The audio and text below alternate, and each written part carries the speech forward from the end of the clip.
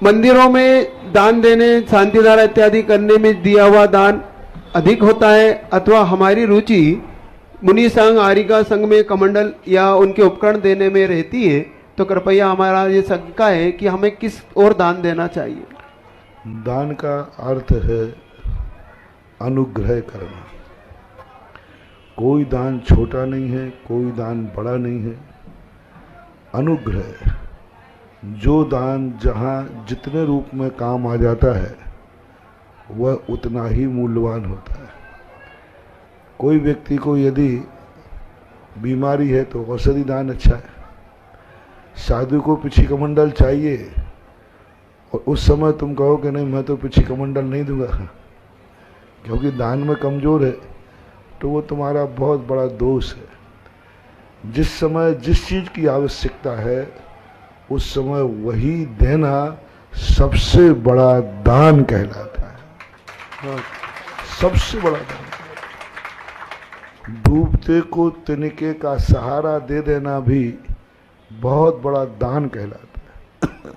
कभी भी किसी भी दान की मुख्यता नहीं होती, उसकी उपयोगिता कितनी है, आवश्यकता कितनी है, उसके अनुसार दान का मूल्यांकन करना चाहिए। मैं आपसे पूछता हूँ, किसी व्यक्ति ने किसी को कोई गाड़ी दान दी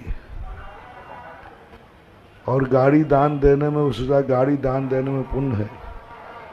अब एक जंगल में उसके टायर की हवा निकल गई और आपके पास हवा का पंप है, तो तुम कहो कि हवा इतनी सी हवा दान देने में क्या पुण्य लगेगा? इसमें क्या पुण्य लगेगा? 2 पंप, इसलिए दान में कोई पुण्य नहीं लगेगा।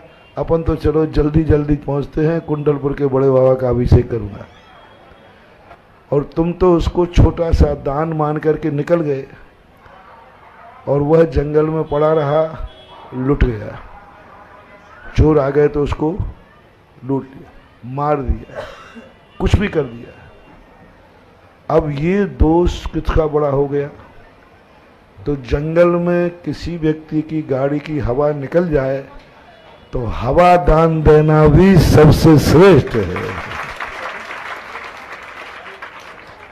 क्योंकि उस समय हवा का दान देना कितना मूल्य। कल्पना करो, उसको चोरी से बचाना, कुछ भी दुर्घटना होती है, इसलिए दान को ऐसा व्यवस्था करना चाहिए।